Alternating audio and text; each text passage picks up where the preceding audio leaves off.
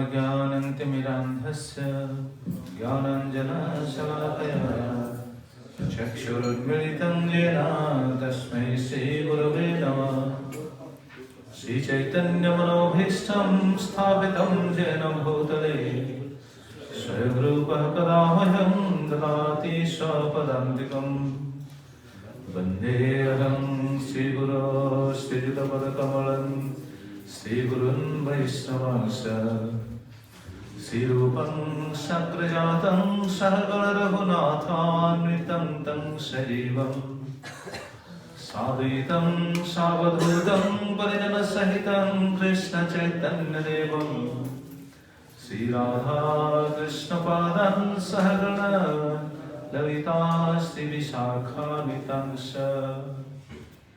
नमो विष्णुपदाय कृष्णप्रेष्ठाय भूतले श्रीमते भक्तिवेदान्त स्वामिन्निते नामिने। नमस्ते सरस्वती देवे गौरवाणी प्रचारिणे निर्विशेष शून्यवादी पाश्चात्यदेशतारिणे। हे कृष्ण करुणा सिंधो दीनबंधो जगत्पते गोपेश गोपिका कांत राधाकांत नमस्तुते। तप्त कंचन गौरंगी राधे वृंदावनेश्वरी वृषभानुसुते देवी प्रणमामि हरिप्रिये। वंशाकल्पतरुभ्यश्च कृपा सिन्धुभ्यैव च पतितानं पावनेभ्यो वैष्णवेभ्यो नमो नमः। नमो महावदन्याय कृष्णप्रेमप्रदायते कृष्णाय कृष्णचैतन्य नाम्ने गौरक्तिशे नमः। जय श्री कृष्ण चैतन्य प्रभु नित्यानंद श्री अद्वैत गदाधर शिवासादि गौर भक्तवृंद। हरे कृष्ण कृष्ण कृष्ण हरे हरे हरे राम राम राम हरे हरे। यं प्रव्रजन्नं मनुपेतं मपेतकृत्यं द्वैपायना विरहकातर आजुहाव। पुत्रेति तन्मयतया तरवोऽभिनेदो तं सर्वभूतहृदयेषु मुनिमानतोऽस्मि। नारायणं नमस्कृत्यं नरं चैव नरोत्तमं देवीं सरस्वतीं व्यासं ततो जयमुदिरे। वेदे रामायणश्चैव पुराणे भारते तथा आदौ चन्ते च मध्ये च हरिः सर्वत्र गीयते।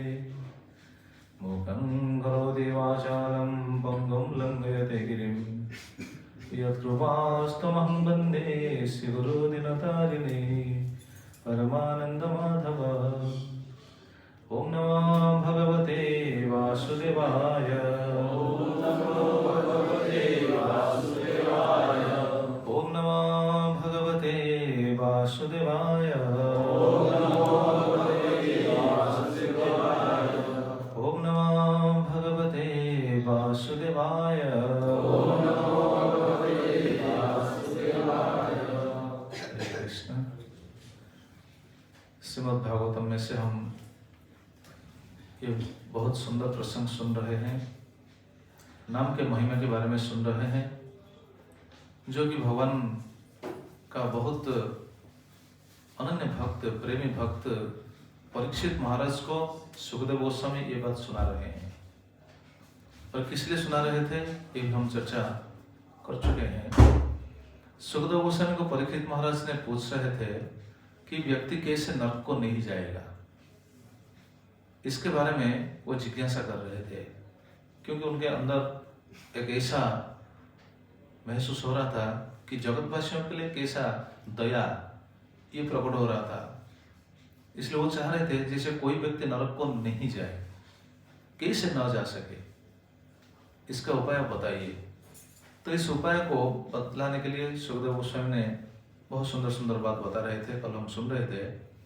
अगर व्यक्ति को पता चल जाता है या पता चल जाएगा कि मेरा पाप हो गया, तो पाप के कारण वो तो नरक को जाना पड़ता है ना।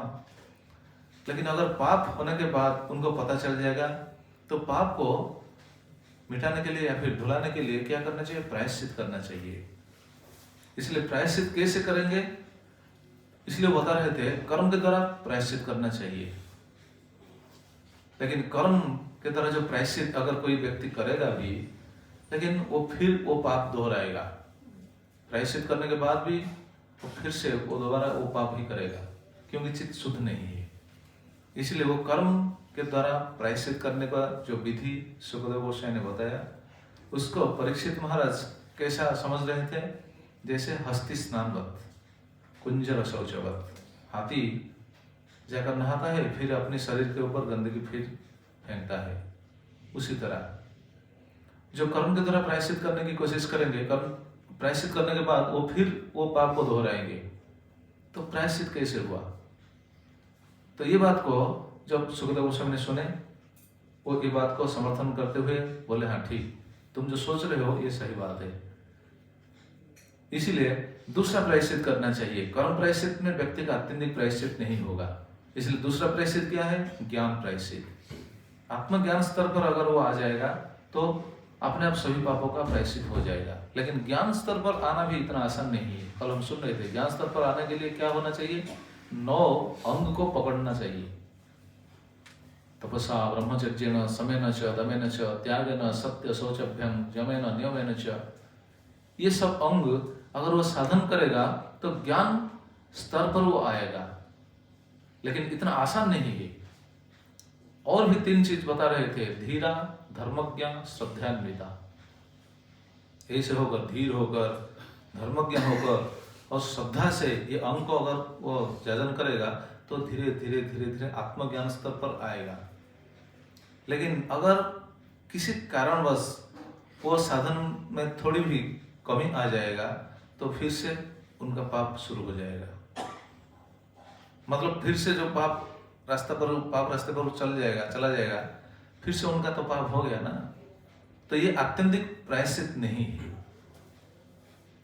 इसीलिए ये प्रायश्चित को सुखदेव गोस्वामी ने क्या उदाहरण के माध्यम से बताया था? जैसे वेणु गुल्म इवानड़ा, आग जब बांस के बोझा को जब लग जाता है तो उस समय सभी बांस जैसे जलकर राख हो जाता है। उसी तरह अगर ज्ञान स्तर पर व्यक्ति स्थिर हो जाएगा तो उनका सभी पाप धुल जाएगा।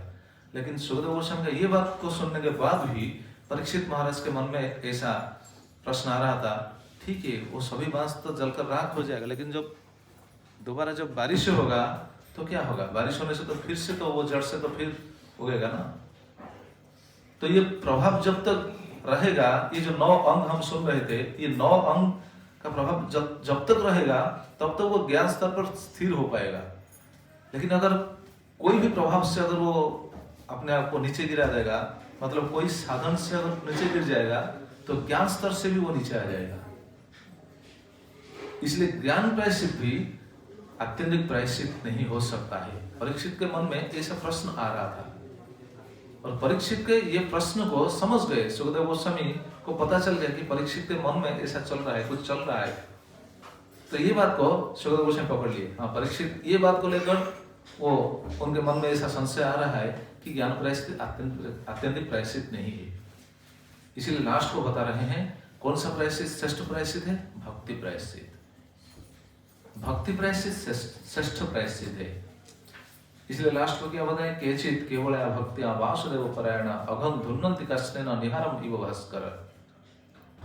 सिर्फ भक्ति, किसके भक्ति करना चाहिए? वासुदेव परायण, देवादेवी की भक्ति से। कल हम सुन रहे थे, देवादेवी की अगर हम भक्ति करेंगे तो हमको हम जो चाहते हैं वो मिल जाएगा, देवादेवी दे सकते हैं। लेकिन हमारा पाप वो धुल नहीं पाएंगे, ऐसा नहीं हो सकता।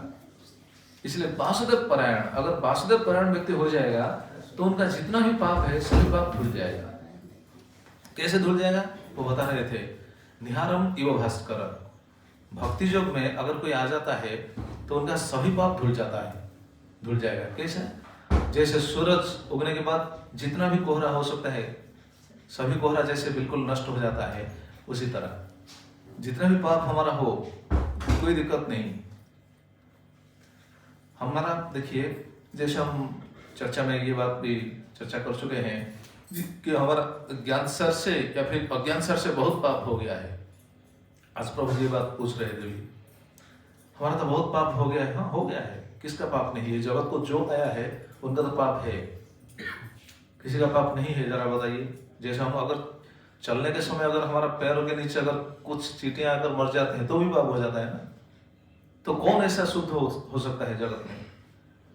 शुद्ध होने के लिए कोई ऐसा नहीं है कि हम बिल्कुल शुद्ध है, ऐसा क्या बोलते हैं, दावी कर सके, मतलब बिल्कुल दृढ़ता पूर्वक वो कह सके कि मेरा कोई पाप नहीं है, ऐसा कोई नहीं हो सकता। लेकिन हम पापों से हमको कैसे छुटकारा मिल पाएगा, इसके बारे में शास्त्र में बताया गया है। इस बात को हमको पकड़ करके चलना चाहिए। तो ये बता रहे हैं, अगर कोई भक्ति पथ पर आ जाएगा तो उनका सभी पाप धुल जाएगा। और थोड़ा साउंड थोड़ा बढ़ाइए, थोड़ा सा बढ़ाइए। हरे कृष्णा, साउंड कम है आज। नहीं, माइक तो ठीक है, ऐसा मैं माइक रखता हूँ। हरे कृष्णा, हरे कृष्णा, हरि बोल।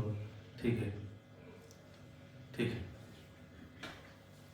तो सभी पाप नष्ट हो जाएगा। सूरज उगने से जैसे सभी कोहरा नष्ट हो जाता है, जितना भी पाप हो सभी पाप नष्ट हो जाएगा। उस समय उन्होंने पूछा, परीक्षित महाराज के मन में एक संशय आ गया।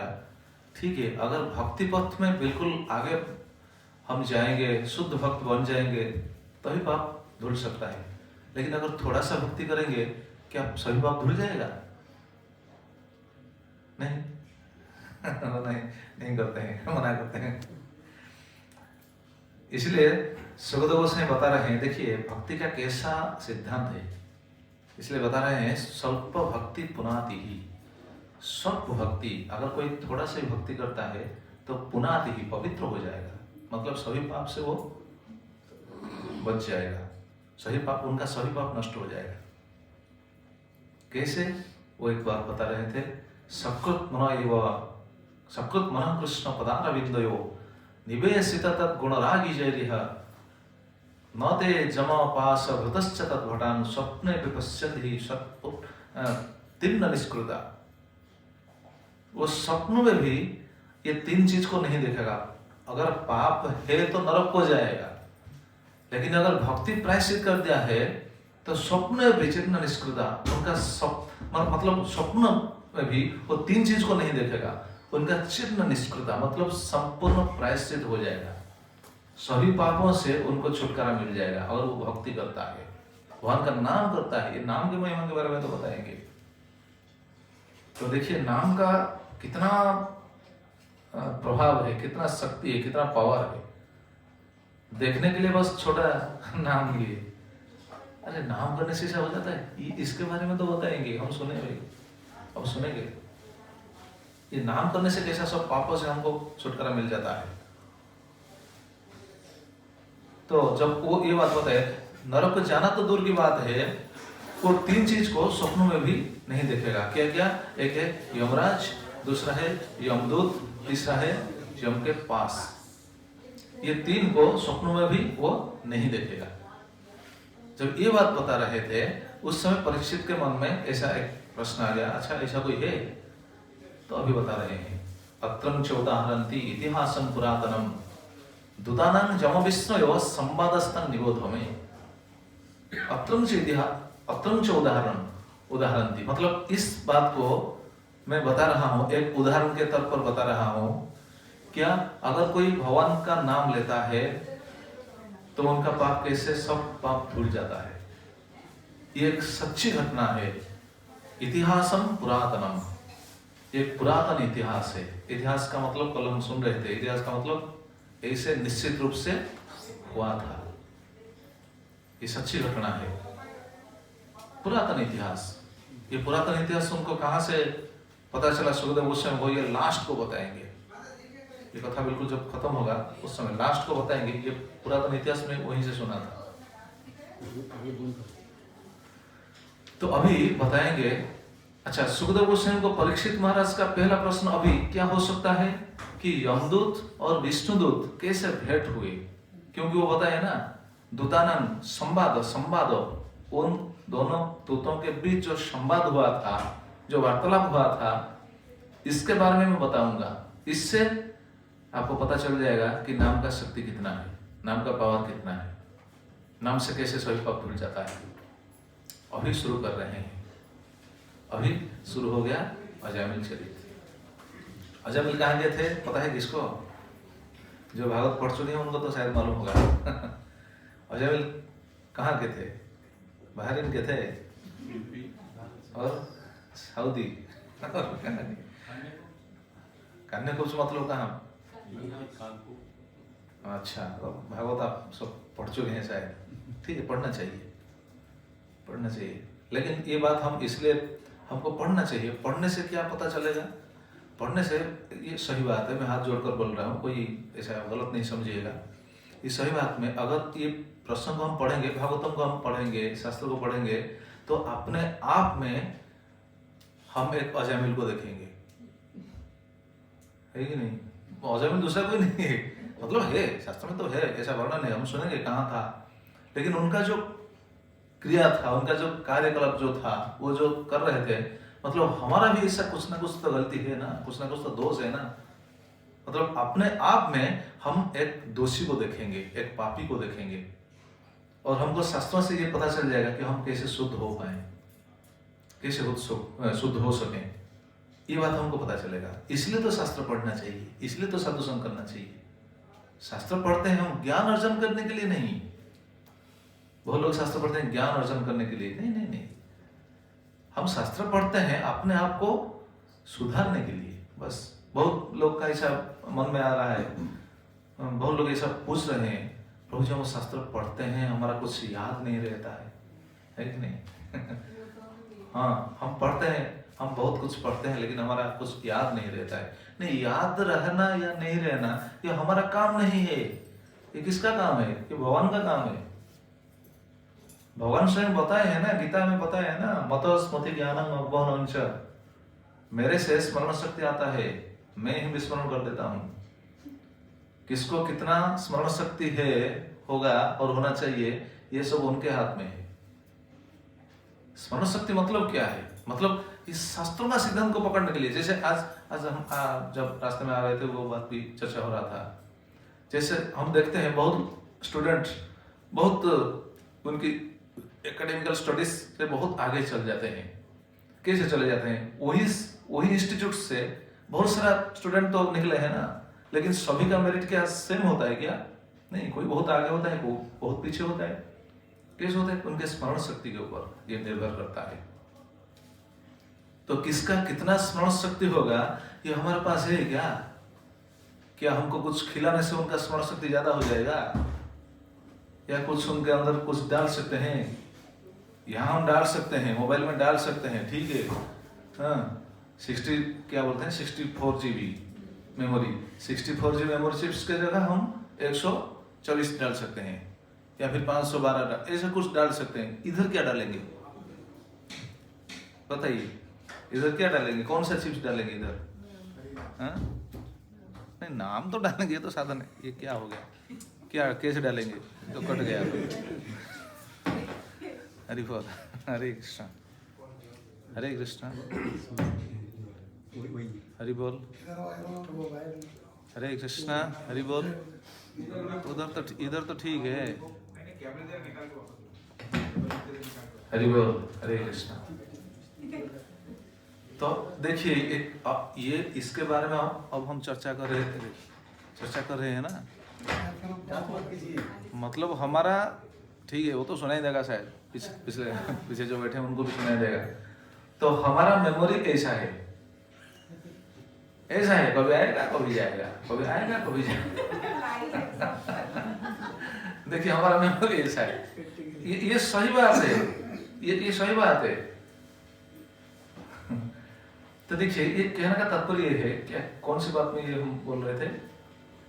हमारा याद नहीं रहता है, हाँ, मेमोरी पावर। हाँ, नहीं, और एक बात से चर्चा कर रहे थे, हाँ, स्मरण शक्ति। क्यों ये बात आ गया? स्मरण शक्ति के बारे में क्यों चर्चा कर रहे थे? एक बहुत सुंदर प्रश्न। हाँ, नहीं, शास्त्र हम क्यों पढ़ेंगे, ये टॉपिक को लेकर हम चल रहे थे ना। हमको शास्त्र क्यों पढ़ना चाहिए?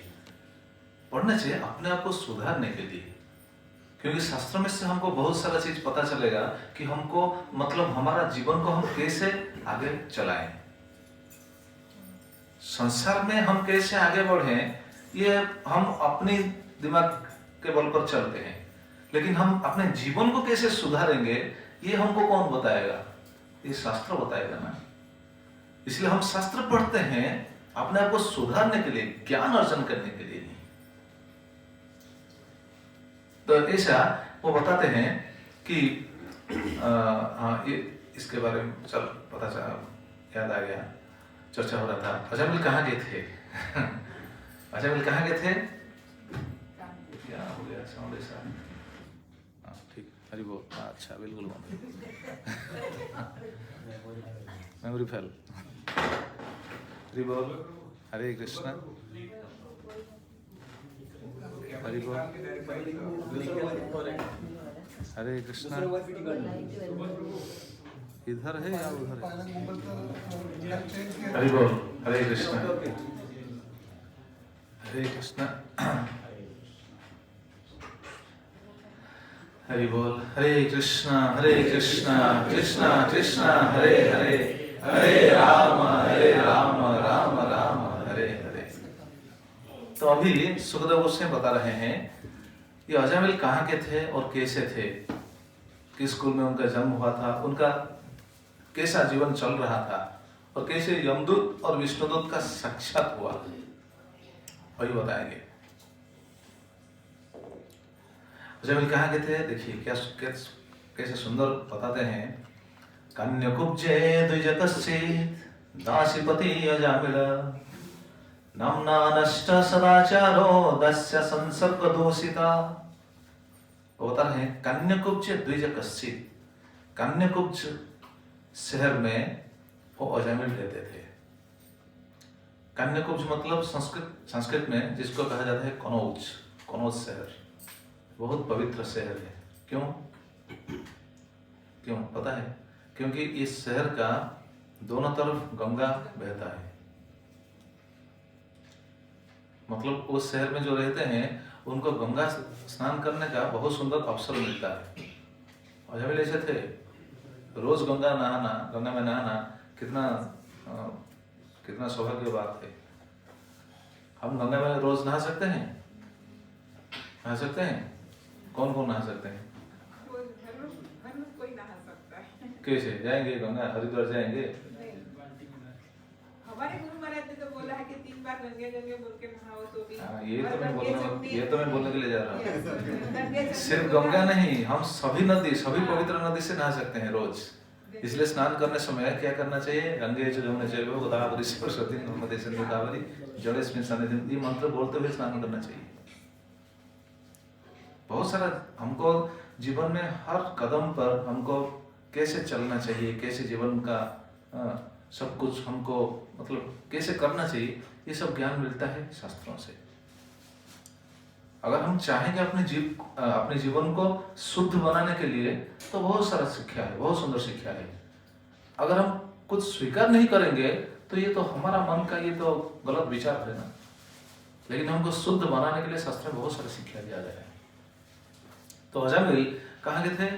कन्याकुब्ज शहर, जिसको आज हम कानपुर बोलते हैं, उत्तर प्रदेश में कानपुर है। कन्याकुब्ज द्विज कश्चित्, कोई एक द्विज थे। द्विज मतलब द्विज क्यों, ब्राह्मण को क्यों द्विज कहा जाता है? 2 बार जन्म होते हैं इसलिए ब्राह्मण को द्विज कहा जाता है। 2 बार, सिर्फ ब्राह्मण का 2 बार जन्म होता है? ऐसा 3 चीज है जिनको द्विज कहा जाता है कि नहीं? एक है चिड़िया, पंछी, पंछी का 2 बार जन्म होता है। एक है अंडे के रूप में, दूसरा है शावक के रूप में, 2 बार जन्म हुआ। और एक ऐसा है जो जिनका 2 बार जन्म होता है, कौन है? दांत। दांत 2 बार उगता है कि नहीं माता जी? दांत 2 बार उगता है कि नहीं? पहले उगेगा लेकिन वो दांत टूट जाएगा। टूटने से कोई हानि नहीं है। क्यों? क्योंकि उस जगह पर दूसरा दांत आएगा। लेकिन जब दूसरा टूट जाएगा और नहीं आएगा। इसलिए दांत 2 बार आता है, इसलिए दांत को भी द्विज कहा जाता है। तो अजामिल क्या दांत थे या फिर पंछी थे, अंडे थे? वो नहीं, अजामिल थे ब्राह्मण। ब्राह्मण का 2 बार जन्म होता है। ब्राह्मण का 2 बार क्यों जन्म होता है? एक है शौक्र और द्वितीय है सावित्र। ये 2 बार जन्म होता है ब्राह्मण का। शौक्र मतलब जो शरीर जन्म लेता है, शुक्र से वीर्य से जो जन्म लेता है वो शौक्र। द्वितीय है सावित्र। सावित्र मतलब जब उनका उपनयन संस्कार होता है, सावित्र। इसलिए ब्राह्मण को द्विज कहा जाता है। तो अजामिल ऐसे ब्राह्मण थे। कन्यकुब्ज द्विज कश्चित दासीपति अजामिल। लेकिन द्विज होते हुए भी, ब्राह्मण कुल में जन्म होते हुए भी वो बिल्कुल अपना सब कुछ छोड़ दिए। क्यों? दासीपति हो गए। दासी मतलब संस्कृत में दासी बोलते हैं वेश्या को। एक वेश्या के पति हो गए। वेश्या के कोई पति हो सकता है क्या? नहीं, वो तो देहजीवी होते हैं ना, देह को लेकर व्यापार करते हैं। लेकिन वो एक दासी के पति हो गए। और जब दासी के पति हो गए, दासी के पति होने से उनका क्या हुआ? बहुत सारा नुकसान हो गया। नामना नष्ट सदाचारो, सभी सदाचार चला गया। ये बात को आप याद रखिएगा, ये बात आगे आएगा। बस मैं ये कह दिया हूं, आप याद रखिएगा, आगे ये बात आएगा। नामना नष्ट सदाचार मतलब वो बहुत सदाचारी थे, सभी सदाचार चला गया। हमारे पास जितना भी सदाचार है, सदाचार तो होना चाहिए, सदाचार को हम पकड़ करके चल पाएंगे। लेकिन अगर कोई दुराचारी कार्य करेंगे, गलत कार्य करेंगे, तो सदाचार चला जाएगा। सदाचार को पकड़ करके चलना इतना आसान नहीं, और बहुत आसान भी। इतना आसान नहीं, लेकिन आसान भी। अगर हम शास्त्रों के सिद्धांत पर चलेंगे तो सदाचार रहेगा। आजकल लोग सोचते हैं क्या, नहीं नहीं, अगर हम सदाचारी होंगे तो जगत में नहीं जी सकेंगे। ऐसा लोग का ऐसा सोच है। नहीं, ये बिल्कुल गलत है। अगर हम सदाचारी होंगे तो जी सकेंगे। क्यों नहीं जी सकेंगे? लोग बोलते नहीं, सदाचारी होने से बहुत कष्ट झेलना पड़ेगा, बहुत कष्ट आएगा। सदाचारी न होते हुए आपको कष्ट झेलना नहीं पड़ रहा है क्या? जरा बताइए। जो सदाचारी नहीं है, क्या उनका कष्ट नहीं है, उनका दुख नहीं है? ज्यादा है। तो क्यों सदाचारी नहीं होंगे? क्योंकि सदाचारी होने से भगवान के ऊपर विश्वास दृढ़ होगा। सदाचारी नहीं होने से विश्वास दृढ़ नहीं हो पाएगा। भगवान हमारा रक्षा करता है, भगवान हमारा पालन करता है, भगवान हमको सुरक्षा देंगे, ये विश्वास दृढ़ नहीं होगा। भगवान सबको सुरक्षा दे रहे हैं, देंगे, खिला रहे हैं, सब कुछ भगवान ही कर रहे हैं, लेकिन हमारा ये विश्वास क्यों नहीं आ रहा है? हम सदाचारी नहीं है। सदाचार कैसे आएगा? शास्त्रों से। मतलब शास्त्रों में दिया गया है सदाचार क्या होना चाहिए। तो वो सदाचार सब उनका चला गया। नामना नष्ट सदाचारो, सभी सदाचार चला गया। क्यों चला गया? दास्य संसर्ग दूषित। देखिए, दासी के पति हो गए, पहले बताया गया, सुखदेव गोस्वामी ने पहले बताया है, दासी के पति हो गए। दासी के कोई पति नहीं होते हैं। और दासी के पति होने से क्या हुआ? दास्य संसर्ग दूषित। दासी के संबंध में जब आ गए वो दूषित हो गए, सभी सदाचार चला गया, सभी सदाचार चला गया। बहुत सुंदर ये शिक्षा हमको मिलता है। श्री गृहस्थों के सदाचार होते हैं, ब्रह्मचारी के सदाचार होते हैं, संन्यास के सदाचार होते हैं, सभी के लिए सदाचार है ना। सदाचार को कभी भी हमको तोड़ना नहीं चाहिए। हरि बोल।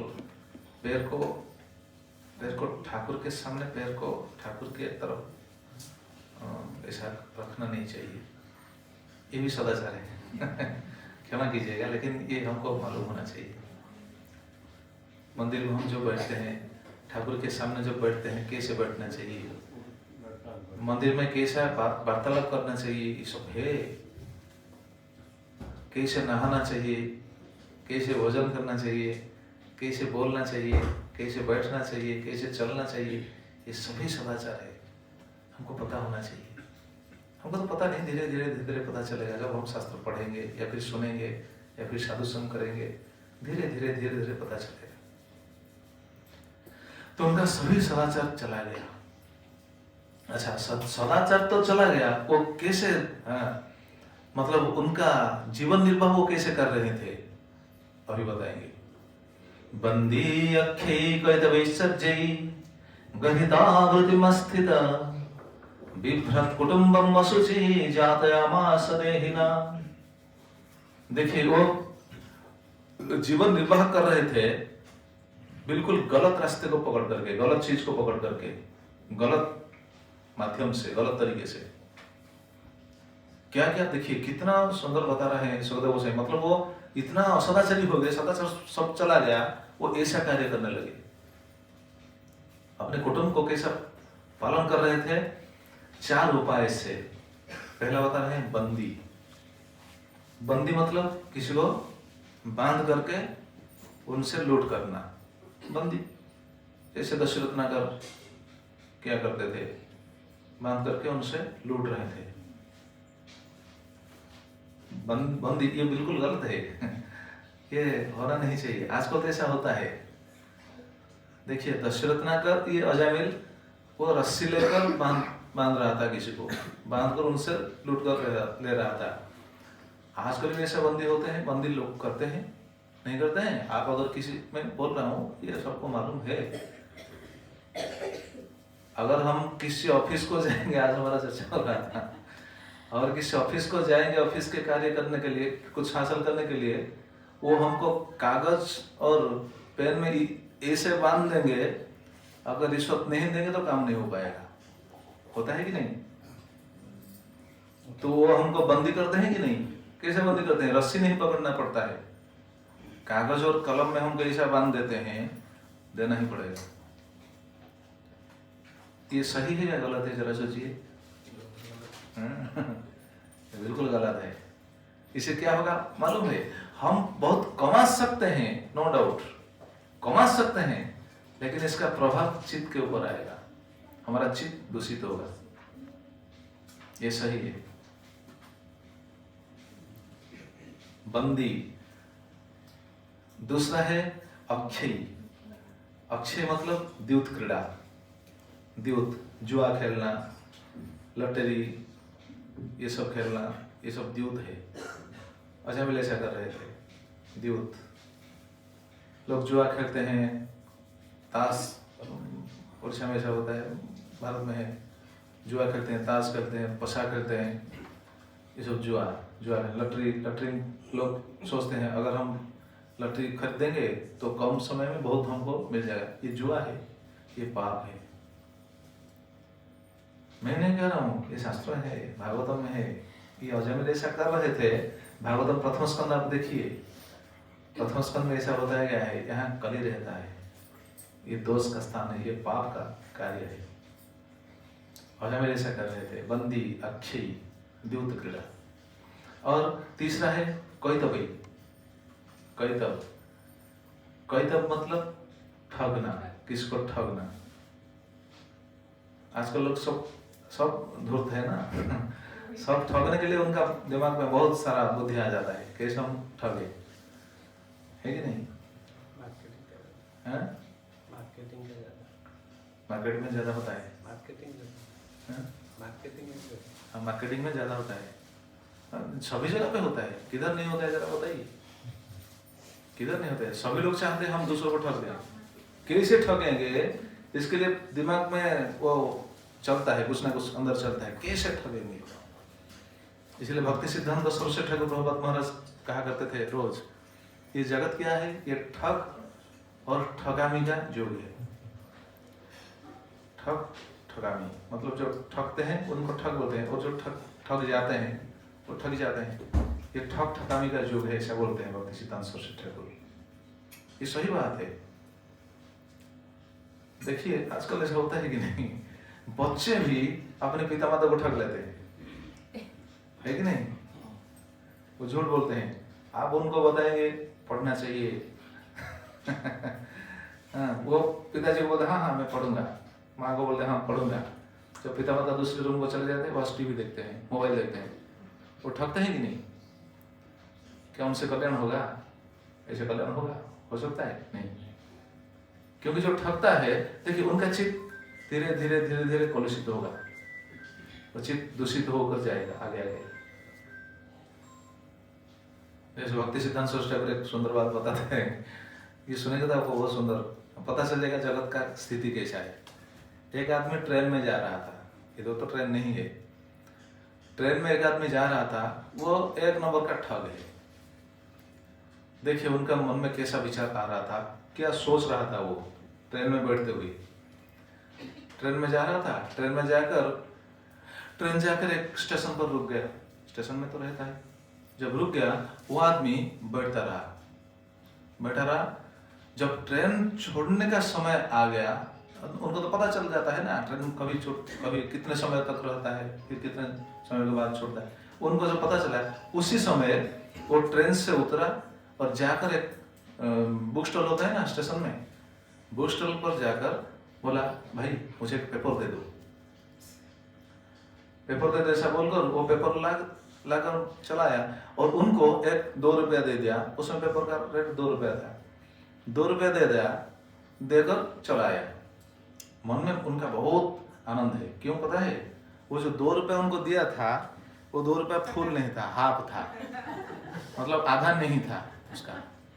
वो सोच रहा था ये 2 रुपये को मैं कैसे पार करूं, कैसे किसको दूं, ऐसा सोचकर वो जाकर 2 रुपये आकर जब ट्रेन में बैठ गया, उनका मन में बहुत आनंद मिल रहा था। उस समय उनको पता चला, हाँ मेरा 2 रुपया काम में लग गया। उनको तो कोई लेने वाला नहीं था ना। लेकिन जब ट्रेन छोड़ने के बाद जो पेपर खोलकर देखा, उनको पता चला, रे मैं सोच रहा था पेपर लाए, लेकिन जो दुकानी था उनसे बड़ा ठग। वो दुकानी बड़ा ठग था।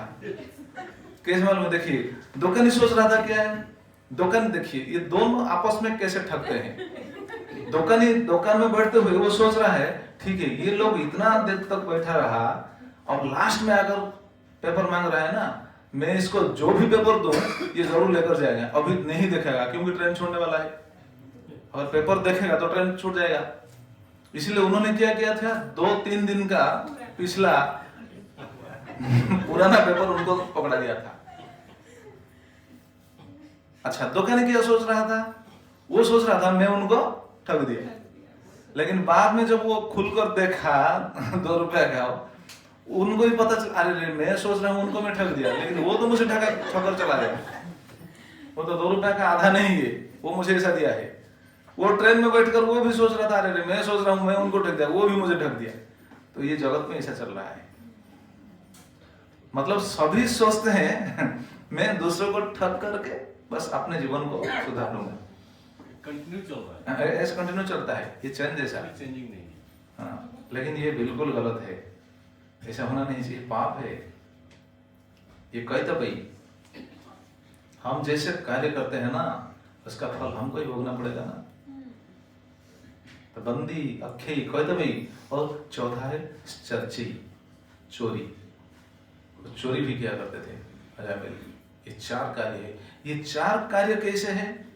देखिए क्या बताते हैं श्लोक, देखिए जिसके पास है देख सकते हैं। बंदी अखे कहते चर्ची गर्हित वृत्तिम अस्थित, मतलब ये गर्हित वृत्ति को वो पकड़ लिए थे। गर्हित वृत्ति मतलब ये ऐसा करना नहीं चाहिए, ये बिल्कुल वर्जित है। ये गर्हित वृत्ति मतलब निंदित वृत्ति, ऐसा करना नहीं चाहिए। आजकल लोग क्या सोचते हैं, नहीं अगर ऐसा हम नहीं करेंगे तो हम कैसे जिएंगे। नहीं, जिलाने वाले भगवान है, भगवान के ऊपर भरोसा रखना चाहिए, भगवान जिलाएंगे। आज तक हमको कौन इतना दिन तक कौन हमको पाल पोस कर बड़ा किया है? भगवान। विश्वास होना चाहिए, इसीलिए किसी को भी ठगना नहीं, ये कार्य नहीं करना चाहिए। देखिए और क्या बताया गया है, बिभ्रत कुटुंबम, अपने कुटुंब को पोष रहे थे, पाल रहे थे। कैसे? अशुचि उपाय में, मतलब ये जो उपाय है, ये सब जो कार्य है, ये शुचि नहीं। मतलब धन जो हम कमाते हैं, धन कमाएंगे, कैसे कमाएंगे? शुचि उपाय में, शुद्ध उपाय में। अशुचि उपाय में धन कमाने से संसार में सुख नहीं मिलेगा, हमको सुख नहीं मिलेगा, कष्ट झेलना ही पड़ेगा। अशुचि। और क्या बोलते हैं देखिए, जातयामास देहिन, जातयामास पीड़यामास, दूसरों को कष्ट देकर वो ऐसे कमा रहे थे, ऐसे रोजगार कर रहे थे। ऐसा भी नहीं होना चाहिए। अगर हम किसी को कष्ट दे रहे हैं तो वो कष्ट बाद में हमारे लिए भी लौट कर आएगा। बूमेरंग जैसा, बूमेरंग मालूम है ना, बूमेरंग जैसा वो आएगा। किसी को भी कष्ट नहीं देना चाहिए। भक्तिविनोद ठाकुर बहुत सुंदर बताते हैं, जीवन निर्वाहे आने उद्वेगना दिवे, पर उपकारे निज सुख पासोरिवे। जीवन निर्वाह है, हम अपने जीवन को निर्वाह करेंगे, निर्वाह करने के लिए दूसरों को कष्ट देना ये सही नहीं है। क्योंकि हम जैसे हमारे कुटुंब को पालने के लिए कोशिश कर रहे हैं, प्रयास कर रहे हैं, हम जिसको ठग रहे हैं, जिसको कष्ट दे रहे हैं, वो भी उनके परिवार तो है ना, वो भी उनके परिवार के लिए तो वो भी प्रयास ही है ना, वो भी चला रहा है ना उनका परिवार। हम उनको कष्ट देंगे तो वो किधर जाएगा, आएगा, लौट कर आएगा। कैसे आएगा पता नहीं हमको। आजकल परिवार में हम जो कष्ट झेल रहे हैं, हम क्यों? ये पिछले जन्म का ये सब कर्म का फल है। हमें किया है, बहुत सारा किया है, बहुत बार ये सब किया है, इसलिए हमको कष्ट झेलना पड़ रहा है। अजमिल ऐसा कर रहे थे, जाते अमास देहिना। आजकल घर में जो कलह होता है ना, क्वारलिंग होता है आपस में, क्यों होता है? ये कारण है, ये कारण है। बहुत सारे कारण में है, बहुत सारे कारण तो है, लेकिन ये भी एक कारण है।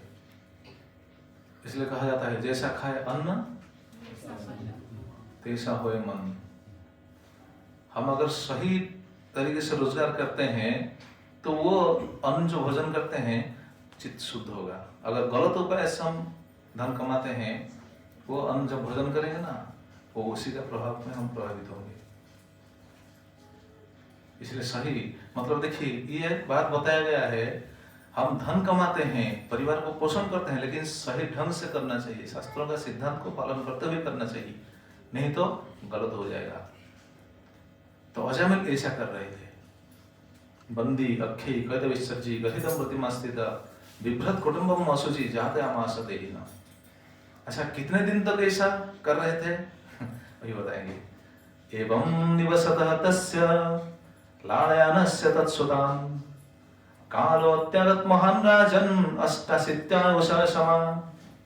एवं मतलब इस प्रकार मतलब ये जो चार बात बताया गया, बंदी अक्षय कैद विसर्जी गहितम प्रतिमा स्थित और असुचि जाते आमास देहिना, ऐसे उपाय को अवलंबन करते हुए एवं ऐसे वो रोजगार कर रहे थे और वास कर रहे थे। निवसत अपने मकान में, अपने घर में वो रह रहे थे। अच्छा, और क्या कर रहे थे? लालयनस्य तत्सुतान्, उनके पुत्रों को पालन कर रहे थे। किसके पुत्रों को? वो जो दासी के पुत्रों को, अपनी पत्नी के नहीं। अपनी पत्नी के बारे में आगे आएगा। बस अभी तो ये हमको पता चल रहा है ना, दासी संसर्ग दूषिता, मतलब दासी के पास रहते थे, दासी से वो जो पुत्र प्राप्त किए थे, उन पुत्रों को पालन कर रहे थे। लालयनस्य तत्सुतान्, उनके पुत्रों को। कितना समय? कालो अत्यागत महान राजन अष्टाशीत्यायुषः समान। यह बहुत सुंदर शब्द संबोधन करते हैं राजन। सुखदेव गोस्वामी परीक्षित महाराज को राजन शब्द से यहाँ संबोधन करते हैं। क्यों? परीक्षित महाराज अभी राजा थे क्या? जरा सोचिए, परीक्षित महाराज तो अभी राजा नहीं थे ना। राजा कौन है इस समय? कल पहले हम सुने थे ना, पहला दिन उनका बेटा थे, जन्मेजय थे ना। तो अभी तो वो राजा नहीं है। राजन क्यों संबोधन कर रहे हैं? संबोधन कर रहे हैं इसीलिए, हे राजन, मतलब आप अपने जीवन को ठीक आप क्या बोलते हैं, उपयोग किया। राजा के हिसाब से आपने आपका जीवन सही उपयोग किया। कैसा ना? आयु संबंधी महान काल अत्यगात। हे राजन, आप बहुत बुद्धिमान है, क्योंकि आप आपके आयु को सही उपयोग किया। पहला दिन हम सुन रहे थे ना, जब उनको पता चला 7 दिन के बाद आपका मृत्यु है, तो उन्होंने क्या किया? उन्होंने तुरंत सब कुछ राजवाट सब छोड़ करके चले गए साधु संग करने के लिए, भगवान की कथा सुनने के लिए, जीवन को कृतार्थ करने के लिए। कैसे हम जीवन में भगवान को पा सकेंगे, ऐसा सोचकर वो सब कुछ छोड़ करके चले गए। मतलब उनका आयु को वो सफल किए। उनका जो लास्ट 7 दिन था, उस 7 दिन में वो भगवान को पाने के लिए प्रयास कर रहे हैं। इसलिए बोल रहे हैं आपने आयु को सही उनका सही इस्तेमाल किया, लेकिन अजामिल ऐसा नहीं कर पाया। कितना दिन तक है? 88 समा। समा मतलब वर्ष में, ईयर। कितना? 88 88 बोलते हैं ना हिंदी में, 88 88 वर्ष तक ऐसा वो परिवार में ऐसा बस ऐसा पाप करते हुए बस चला रहे हैं परिवार को, उनके पुत्रों को ऐसा चला रहे हैं। ये समय छूट जाता है। जैसे कहा जाता है काल किसी को अपेक्षा नहीं करता है, करता है? समय किसी को अपेक्षा करता है? नहीं अपेक्षा करता है। लेकिन काल हम कैसे बिताते हैं ये सोचने वाला बात है ना। हमको ये सोचना चाहिए हम हमारा काल कैसा जाता है। हम जो कार्य कर रहे हैं, ये जो कार्य कर रहे हैं, इससे क्या फायदा होगा? बस हम तो जगत को फिर आना पड़ेगा। हमको जगत को आने से तो फिर दुख झेलना पड़ेगा। तो हम हमारा समय को, हमारा काल को कैसे व्यतीत करते हैं, ये समझने वाली बात है। इसलिए परीक्षित महाराज को देखिए, सुखदेव गोस्वामी ये तो अभी बता रहे हैं परीक्षित अजामिल के बारे में, पहले बहुत सुंदर बात बता दिए थे। व्यक्ति का समय कैसा चला जाता है, वो कैसे काल को व्यतीत करते हैं, बस 2 उपाय हैं। कैसे? बहुत सुंदर बात बताते हैं। निद्रया ह्रियते नक्तं व्यवायेन च वावय दिवाचर्थे हया राजन् कुटुम्ब भरणेन वा। बस काल ऐसे व्यतीत हो जाता है। निद्रया ह्रियते नक्तं व्यवायेन च वावय, ये इधर का श्लोक नहीं है, मतलब ये अभी नहीं बता रहे हैं, पहले बता चुके हैं। पहले बहुत पहले ये बताते हैं। पहला स्कंद या दूसरा स्कंद। व्यक्ति का समय कैसे चला जाता है? निद्रया ह्रियते नक्तं व्यवायेन च वावय। रात का समय कैसे चला जाता है? रात का समय सोते ही चला जाता है कि नहीं? रात का समय हम सोते ही हमारा समय चला जाता है, या फिर स्त्री प्रसंग में चला जाता है। निद्रया या फिर व्यवाय, स्त्री प्रसंग में या फिर सोते हुए चला जाता है। दिन का समय कैसा जाता है? बोलते हैं दिवाच अर्थे है राजन कुटुंब भरणे नवा। हे राजन, दिन का समय कैसा जाता है? बस कैसे हम अर्थ रोजगार करें, कैसे धन कमाएं, ऐसे चला जाता है। देखिए, जो भी कार्य करते हैं हम, जो भी व्यक्ति जो भी कार्य करता है, उनका उद्देश्य क्या होता है? बस यही है ना, कैसे हमको धन कमाना है। क्यों धन कमाना है? कुटुंब भरणे नवा, कुटुंब को पालन करना है, इसलिए धन कमाएंगे। कुटुंब को पालन करने के लिए धन की जरूरत है, ये तो सही है, इसको तो हम ठुकरा नहीं सकते हैं, ये सही है। लेकिन लोगों का समय ऐसे चला जाता है, तो भगवान को कब भजन करते हैं, भगवान का भक्ति कब करते हैं? अगर भगवान के भक्ति के बारे में हमको पता भी चलता है तो भी हम कॉम्प्रोमाइज कर देते हैं, बोलते हैं नहीं हमारा समय नहीं है, जब रिटायर्ड होंगे तब करेंगे। रिटायर्ड होने के बात करेंगे ऐसा सोच रहे हैं, रिटायर्ड होने से पहले अगर मर जाएंगे तो गया, सब कुछ गया। हमारा जो सोच था कि हम उस समय करेंगे वो तो गया, बिल्कुल तो नहीं हो पाया ना। किसी को पता है कल सूरज हम देख पाएंगे या नहीं? किसी को पता है? बताइए, हमको पता है कल सूरज देखेंगे? कोई गारंटी है?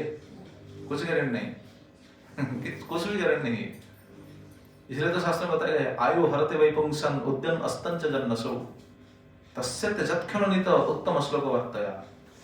सूरज उगते हैं और डूब जाते हैं, सूरज उगते हैं डूब जाते हैं, इससे हमारा एक आयु का एक दिन चला गया है कि नहीं? आज का दिन चला गया कि नहीं? या फिर दोबारा आएगा? आएगा नहीं आएगा, जो चला गया गया। अभी शाम हो गया, सूरज डूब गए, कल सुबह फिर उगेंगे, तो रात भी बीत जाएगा। बस ऐसे एक दिन एक रात, एक दिन एक रात होकर कितना आयु हमारा चला गया।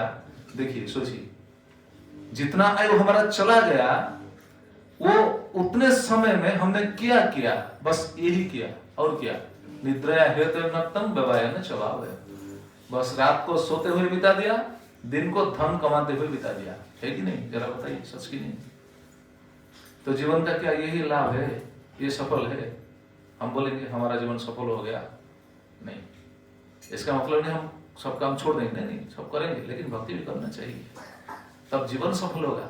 नहीं तो ये जितना भी काम करते हैं, जो भी करते हैं, ये कुछ काम का नहीं, बिल्कुल जीरो, कुछ भी नहीं। तो अजामिल का ऐसा समय चला गया था, कितना? 88 सवा 88 साल उनका ऐसे चला गया। शास्त्र में ऐसा वर्णन है, 50 साल के बाद क्या करना चाहिए, पता है किसको? हाँ जी, 50 साल के बाद संसार को छोड़ना चाहिए, शास्त्र में ऐसा वर्णन है। हम छोड़ सकते हैं? कोई छोड़ सकता है? हाँ जी, नहीं, माता जी के लिए नहीं, सिर्फ प्रभु जी के लिए, पुरुष के लिए। हाँ जी, हाँ, नहीं, सभी के लिए तो ये बात, शास्त्रों का सिद्धांत सभी के लिए है। शास्त्रों में ऐसा वर्णन है 50 साल होने के बाद हमको संसार छोड़ना है, ये गृहस्थ का नियम है। गृहस्थ धर्म तो अभी हम बता नहीं रहे हैं, गृहस्थ धर्म जब पता चलेगा, जब चर्चा होगा, उस समय डिटेल में बताएंगे।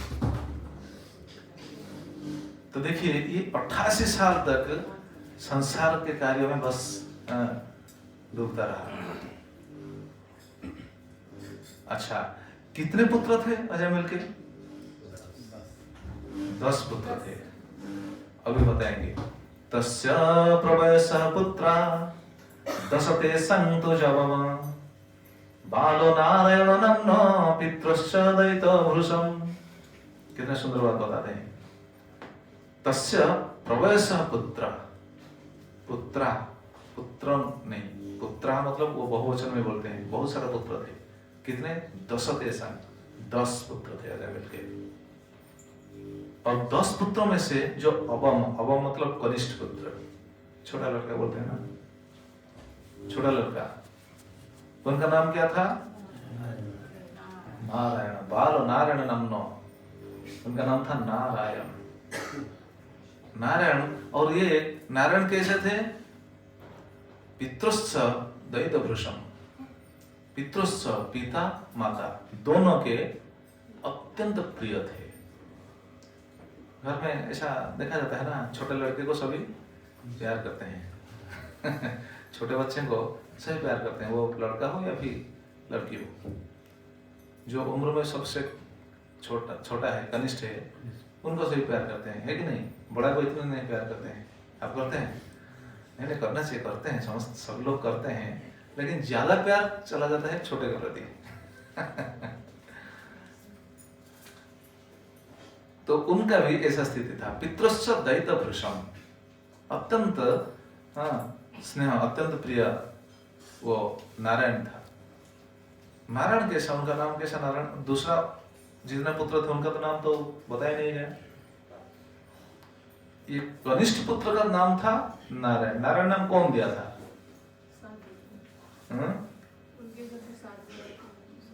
कैसे, कौन साधु आए थे पता है? क्यों आए थे, कब आए थे, कैसे आए थे, क्यों नाम दिए पता है? सुनेंगे, यहाँ लिखा नहीं है, दूसरा शास्त्र में सुनाइए। अभी बोल रहे हैं ना, बाल नारायण नाम, नो नारायण नाम। नारायण नाम कौन दिया था? अजामिल दे सकता है?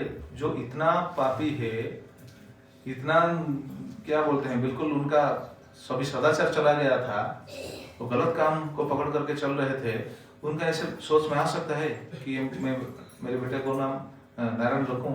ऐसा आ सकता है? नहीं, एक साधु की कृपा है, साधु ने दिया था। ठीक है, सुनिए, ये तो आ रहा है टॉपिक पर। एक साधु थे, इस साधु का नाम था लोमस मुनि। क्या है? लोमस मुनि। लोमस मुनि उनका नाम इसलिए, मतलब ब्रह्मा जी के जब लोमस मुनि का आयु कितना लंबा है आप सोच लीजिएगा। जब ब्रह्मा जी का आयु खत्म होता है, तब लोमस मुनि का शरीर से एक लोम गिरता है। ब्रह्मा जी के आयुष के बारे में हम कुछ दिन चर्चा कर रहे थे। लोमस मुनि का शरीर से लोम गिरेगा, मतलब वो कितना दीर्घजीवी है जरा सोचिए। लेकिन उनके शरीर में एक दिन बहुत पीड़ा हो रहा था, शरीर में बहुत पीड़ा, जलन हो रहा था। अगर शरीर में जलन होगा, पीड़ा होगा तो बहुत कष्ट होगा ना। वो एक जगह पर नहीं रह पाएंगे, कुछ भी नहीं कर पाएंगे, भगवान का भक्ति कुछ भी नहीं कर पाएंगे। तो उनका ऐसा स्थिति आ गया, वो बहुत बेचैन हो गए, वो एक जगह पर नहीं रह पाए, बहुत कष्ट उनको झेलना पड़ रहा था। उसी समय वो बहुत उपचार करने लगे, कैसे वो जलन को, पीड़ा को कैसे कम किया जाए, बहुत प्रयास किए, लेकिन कुछ सफल नहीं मिला। बाद में वो ऐसा, ये भी लगा दीजिए, बाद में वो ये लगा दीजिए,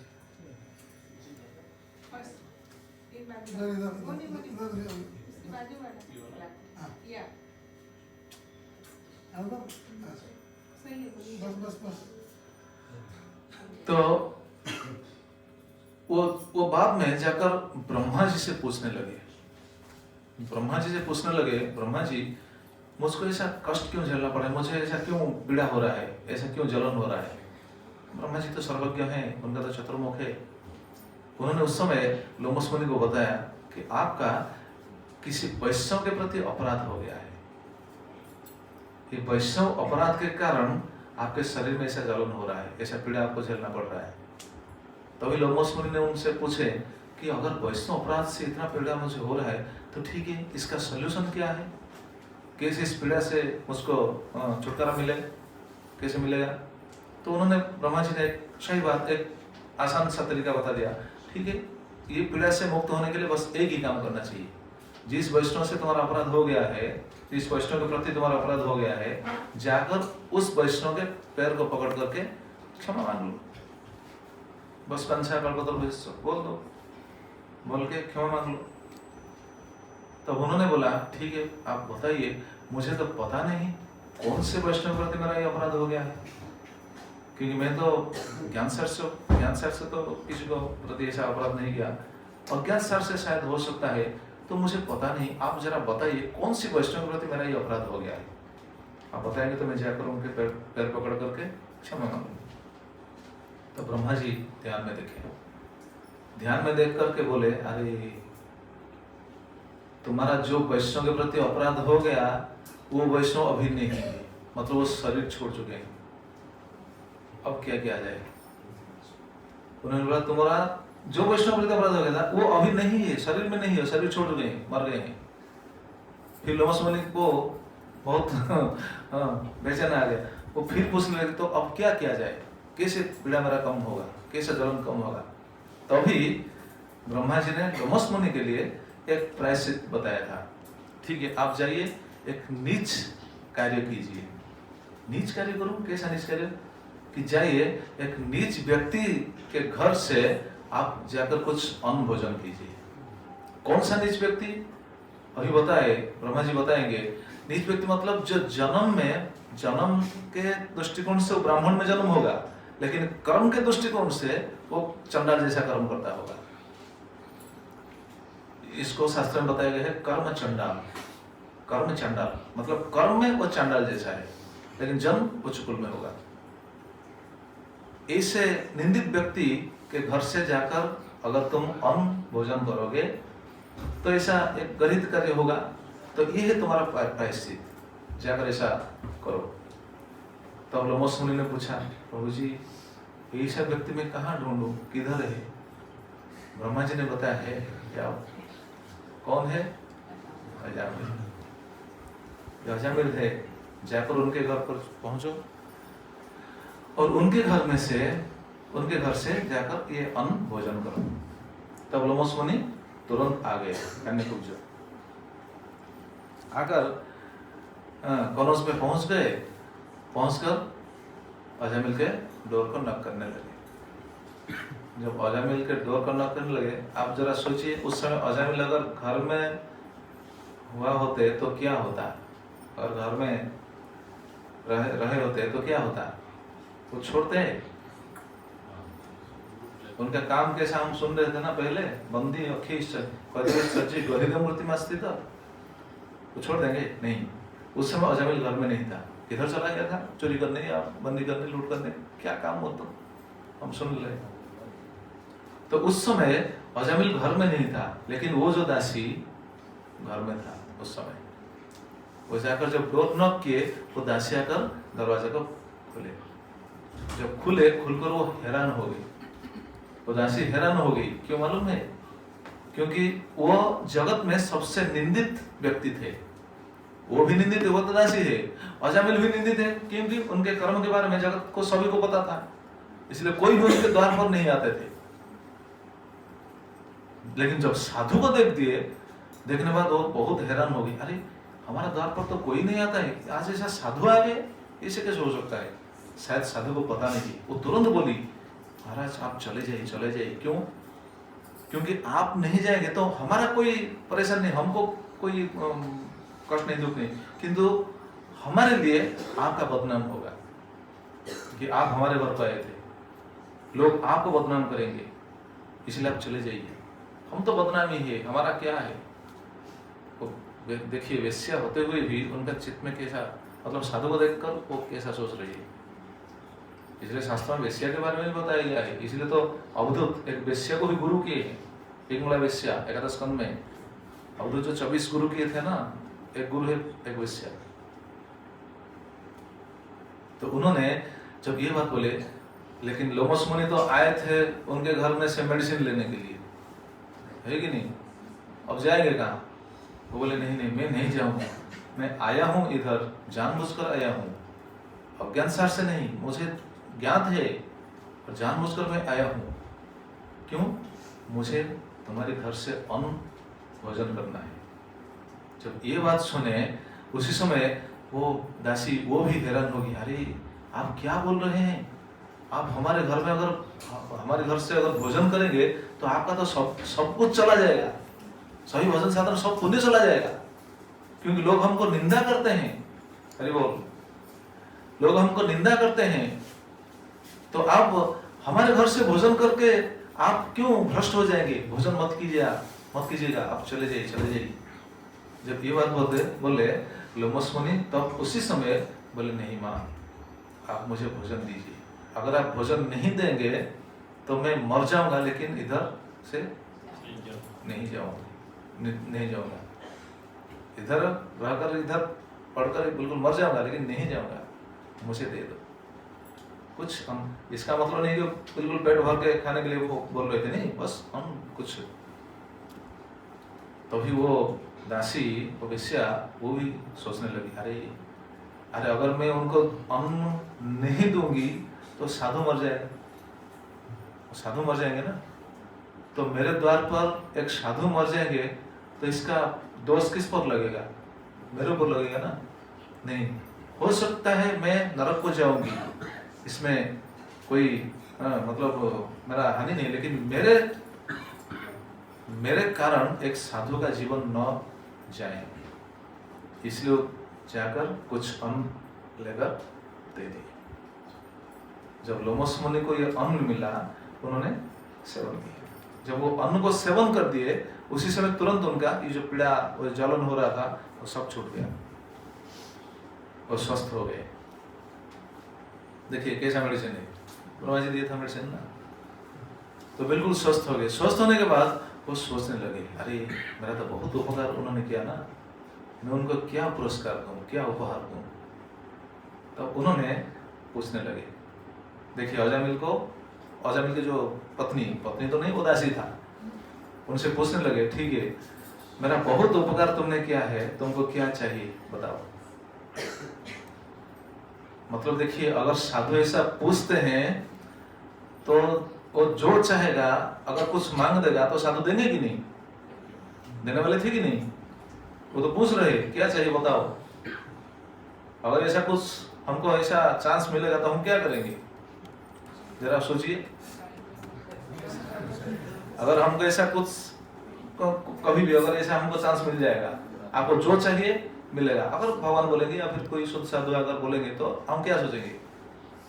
जगत का सारी वस्तु हमारे घर को आ जाएगा, बस ये सोचेंगे ना। तो देखिए वो भी ऐसा सोच सकती थी ना, लेकिन ना, उन्होंने क्या सोचा मालूम है? वो सोचने लगी, अरे साधु मुझे ऐसा पूछ रहे हैं, क्या चाहिए। वो भी विद्वान थी, वह ऐसा नहीं, हालांकि उनका स्थिति दूसरा था, लेकिन उनको भी पता था। वो साधु से बोलने लगी, हे महाराज, मैं आपसे क्या मांगू, आप एक काम कीजिए, जैसा मेरा कल्याण होगा बस आप ऐसा कुछ कर दीजिए। ये है सही बुद्धि। भगवान को भी हम ऐसा नहीं मांगना चाहिए, प्रभु मुझे ये दे दो, सुख संपत्ति घर आवे, कष्ट मिटे तन का, हम तो ऐसा प्रार्थना करते हैं। ये नहीं, ये गलत है। हमारा जैसे कल्याण होगा आप ऐसा दीजिए, ऐसा वर मांगना चाहिए भगवान को। ये सही बात है। देखिए भागवत में जितना भी भक्तों के जितना भी स्तुति है भगवान को, भगवान के पास जितना स्तुति है, कोई भी नहीं कहता है सुख संपत्ति घर आवे। हमको पता नहीं, हम ऐसा बोलते हैं, ये मालूम होना चाहिए। सुख संपत्ति घर आवे, कष्ट मिटे तन का। भगवान क्या बताए हैं, न धनम न जनम न सुंदरी कवितां वा जगति सकामे मम जन्मनि जन्मनीश्वरे भवताद भक्ति अहेतुकी त्वयि। जन्म जन्म मुझे बस एक ही चीज मिले, आप ऐसा कृपा कीजिए, आपके प्रति मेरा भक्ति हो। कैसा भक्ति, अहेतु की भक्ति, मतलब कुछ दूसरा इच्छा नहीं, सिर्फ भक्ति। तो साधु से ऐसा मांगना चाहिए, भगवान से ऐसा मांगना चाहिए, जैसे हमारा कल्याण हो, जैसे हमारा कल्याण होगा बस आप ऐसा कर दीजिए। तो देखिए अगर ऐसा आप मांगेंगे तो क्या होगा मालूम है। मैं बस समझाने के लिए बात बहुत बोल रहा हूँ। मैं अगर बहुत स्पीड में बोलने के लिए कोशिश करता हूँ तो हिंदी में इधर उधर हो जाता है, अगर धीरे धीरे बोलूंगा तो ठीक चलेगा। तो अगर हम भगवान को मांगेंगे सुख संपत्ति घर आवे, भगवान दे देंगे। कर्मफल है कि नहीं, कर्मफल के हिसाब से जो दुख झेलना पड़ेगा आने वाला है वो तो आएगा ना, आएगा कि नहीं। लेकिन अगर भगवान को हम मांगेंगे, प्रभु जैसा मेरा कल्याण होगा आप वैसा दीजिए, तो क्या होगा मालूम है, भगवान सोच में पड़ जाएंगे, उनको क्या दूं, है कि नहीं। हम मांगते हैं हमें ये दे दीजिए, भगवान वो दे देंगे, ले लो चलो। साधु से भी ऐसा मांगना चाहिए। जब वो ऐसे बोले, लोमस मुनि से बोले, प्रभु जैसा है साधु, हे महाराज जैसा हमारा कल्याण होगा आप वैसा कर दीजिए। उस समय लोमस मुनि देखे उनके गर्भ में संतान थे, क्योंकि माता के गर्भ में जब संतान रहते हैं तो पता चल जाता है गर्भ में संतान है। लोमस मुनि को पता चल गया, अरे इनके गर्भ में संतान है। वो ध्यान दृष्टि से देख लिए कि उनके गर्भ में संतान है और वो पुत्र संतान है। तभी उन्होंने उनको बोला, ठीक है मैं ये आशीर्वाद देता हूँ, ये वर देता हूँ तुमको, तुम्हारे गर्भ में पुत्र संतान है, जब ये पुत्र संतान जन्म लेगा उनके नाम तुम नारायण रखो, नारायण रखना। अगर आजकल ऐसा कोई सुनेगा बोलेगा ऐसा ये क्या वर हुआ है, ये बस नाम दे दिया, ये क्या वर हुआ है। देना चाहिए तो बस 2-4 करोड़ अगर देते साधु तो ठीक होगा। जिसको पकड़ेंगे, जिसको स्पर्श करेंगे वो सोना हो जाएगा। साधु अगर ऐसा कर देंगे तो हाँ ठीक है, बहुत सारी साधु है ऐसा बोलेंगे सब। आजकल ऐसा सोच हो सकता है, लेकिन उन्होंने बताया बस उनका नाम नारायण रखना, ऐसा बोलते हुए चले गए। इसीलिए जब वो प्रकट हुआ, जब जन्म हुआ, ये था 10वां पुत्र। ये जब जन्म हुआ, जन्म होने के बाद अजयमिल को तो उनको तो ध्यान नहीं कुछ, क्यों नारायण रखा गया इसके बारे में हम आगे भी सुनेंगे। क्यों लोमस मुनि उनका नाम दूसरा भी दे सकते थे, हो सकता है दूसरा भी दे सकते होंगे, है कि नहीं। घनश्याम रखो हो सकता है, जगन्नाथ रखो हो सकता है, ऐसा भी हो सकता था। नारायण क्यों दिए इसके बारे में हम आगे सुनेंगे। लेकिन इधर हमको ये पता चलता है कि जो नारायण नाम रखा गया था, कौन दिया था, अजामिल नहीं, कौन दिया था, एक साधु ने दिया था। तो साधु संग से देखिए कितना सुफल मिलता है। साधु संग कभी भी व्यर्थ नहीं होता है। साधु संग को जो भी मिलता है वो प्रसाद ही है ऐसा समझना चाहिए। जरूर हमारा जीवन में कहीं ना कहीं वो काम में आएगा। तो अभी वो बता दिए, ठीक है, उनका नाम नारायण रखो।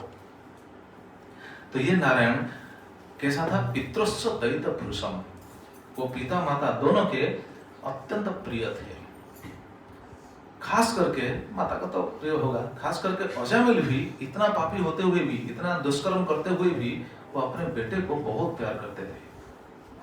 दूसरा 9 बेटे, मतलब 9 बेटे जो थे उनको नहीं, ये 10वां बेटे को अजामिल, क्या नारायण को ज्यादा प्रेम करते थे। कैसे प्रेम करते थे बाद में नेक्स्ट श्लोक में बताया गया है। सबद्ध हृदयस्तस्मिन् अर्भके कलभासिनी निरीक्षमाणस्तत्लिनं मोदे जरठ भृशम। वो कैसा प्रेम करते थे अपने बेटे को, नारायण को। सबद्ध हृदयस्तस्मिन्, बिल्कुल बद्ध हृदय मतलब वो आसक्त चित्त, बिल्कुल अपने बच्चों के प्रति बिल्कुल वो आसक्त थे, वो बच्चे प्रति, वो नारायण प्रति। बद्ध हृदय तस्मिन् अर्भके, अपने अर्भके शिशु, कैसा शिशु? कलभासिनी। कलभासिनी मतलब जो क्या बोलते हैं, जो छोटे मोटे बात बोलते हैं ना, छोटा बच्चा जैसे बात बोलता है वो स्पष्ट नहीं बोल सकता है, कैसे? तोतली, हाँ तोतली बात। जो तोतली बात बोलते हैं, बच्चों के तोतली बात सुनने के लिए कैसे लगता है? अच्छा ही लगता है। हालांकि सभी को ये बात समझ में नहीं आ सकता है, लेकिन उनके पिता माता को जरूर समझ में आ जाएगा वो क्या बोल रही है कि नहीं? आपका सब ऐसा हो सकता है, अनुभव हो सकता है। वो जो तोतली बात वो बहुत अच्छा लगता है। ये बता रहे हैं अर्भके कलभासिनी, जो ऐसी तोतली बात बोल रहा था नारायण, उनके प्रति बहुत आसक्त था। कैसा आसक्त था? निरीक्षमाण लीलाम, उनके लीला को निरीक्षमाण, देख रहे थे नहीं, बिल्कुल निरीक्षण कर रहे थे, मतलब ध्यान से देख रहे थे। छोटे बच्चे का लीला क्या होता है, क्या हो सकता है? अच्छा, और छोटा बच्चा का लीला जो भी लीला होता है, जैसे छोटा बच्चा कैसे क्या बोलते हैं, रेंगता है, कैसे रेंगता है, कैसे बैठता है, कैसे खड़ा होता है, कैसे चलता है, ये सब उनके लीला होता है। जैसे छोटे बच्चे के प्रति सभी लोग आसक्त हो जाते हैं, छोटे बच्चे को सभी लोग प्यार करते हैं, क्योंकि उनके लीला को देखने के लिए बहुत अच्छा लगता है। इसलिए तो आजकल तो देखा जाता है, कभी कैसा प्यार हुआ था, लेकिन आजकल ये सब इवेंट को क्या करते हैं, अपनी मोबाइल में सब रिकॉर्डिंग करते हैं रिकॉर्डिंग करके फेसबुक अपने अकाउंट में डालते हैं। आज हमारा ये चर्चा हो रहा था। छोटे बच्चों को ऐसे प्यार करते हैं, बस दूसरों को भेजते हैं कि मेरा बच्चा ऐसा करता है, ये सही है, इसका मतलब नहीं है करना नहीं चाहिए, नहीं ऐसा करना चाहिए। क्यों मालूम है? हम बच्चों को हमारा कार्य क्या है? बच्चों को हमको प्यार देना है। क्यों? प्यार से ही उनको हम सही रास्ते पर ला सकते हैं, लेकिन ज्यादा प्यार नहीं देना चाहिए। ज्यादा प्यार देने से क्या होगा? बिगड़ जाएंगे। बीच बीच में शासन भी होना चाहिए, लेकिन शासन बाद में होगा।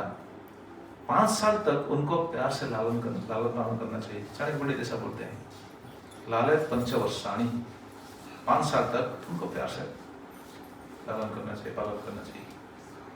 6ठा वर्ष से 6ठ वर्ष से 15 वर्ष तक उनको लालन के साथ ताड़न भी करना चाहिए, नहीं तो बिगड़ जाएगा। बच्चों को प्यार देना चाहिए। आप प्यार से जो बात उनको दे सकेंगे वो जबरदस्त नहीं दिया जा सकता। प्यार देना चाहिए। आजकल तो ऐसा देखा नहीं जाता है, सभी लोग प्यार करते हैं, मैं कह रहा हूँ नहीं ये बिल्कुल गलत है, नहीं ऐसा नहीं। लेकिन आजकल देखिए क्या होता है, माता जी माँ अपने बच्चों का आजकल पकड़ करके चलने के लिए भी तैयार नहीं है, उनके लिए गाड़ी चलाते हैं। देखिए मैं अभी आया दिल्ली एयरपोर्ट में, मैं ऐसा देखा, मैं वेटिंग में था, वो तो बहुत टाइम था, मुझे पता था कितने समय में वहाँ वेटिंग है। वहाँ देखकर हैरान हो गया। अरे वहाँ मैंने एक चैम्बर है, आपको भी पता होगा शायद, तो जाते हैं माँ जाते हैं बच्चों को फीडिंग करने के लिए। दिल्ली में देखा, भुवनेश्वर में देखा, सभी एयरपोर्ट में है। तो मैं देखा माँ जा रहे हैं सब, हाँ जा रहे हो सब, क्या बोलते हैं वो ठेला गाड़ी है ना, हाँ? ठेला गाड़ी क्या बोलते हैं, क्या ठेला गाड़ी ठीक है। ठेला गाड़ी में किसको लेते हैं? हाँ जी, सामान लेते हैं। और किसको लेते हैं? जो है जो असमर्थ है उनको लेते हैं, सामान लेते हैं। अगर हम अपने बच्चों को सामान जैसे देखेंगे, बाद में वो हमको कैसा सम्मान देगा? वो हमको क्यों सेवा करेगा? वो भी हमको ऐसा सामान जैसे देखेगा ना। ये सही बात है, ये शास्त्र का सिद्धांत है। कम से कम माँ और बच्चों के बीच में एक बहुत सुंदर संबंध होता है। अगर दोबारा कभी ये बात चर्चा होने के लिए समय मिलेगा या फिर भगवान कृपा करेंगे तो ये भी सुनेंगे। माँ और बच्चों के बीच एक संबंध होता है, बहुत गहरा संबंध होता है। ये सही बात है। आप देखिए कैसे संबंध है।